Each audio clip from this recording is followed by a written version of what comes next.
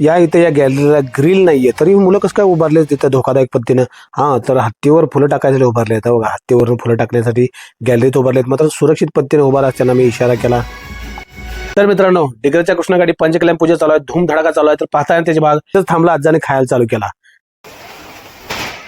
आणि हात धुवायला आल्यानंतर मी पुन्हा पाहिलं की आजा जायलाच बसलाय. आता ताट काय संपल्याशिवाय आजा काय तिथनं उठत नाही, कारण दंडाचा इश्यू आजाच्या 500 रुपये डोक्यात बसले.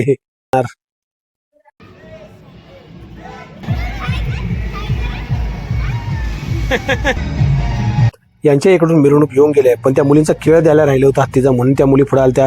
इथं पुन्हा साखर आली. आता साखर भरपूर झाली, तर पेढं थोडं बघू. बघा ते कसं बसले बघा की, मान हे करून गरीबासारखं.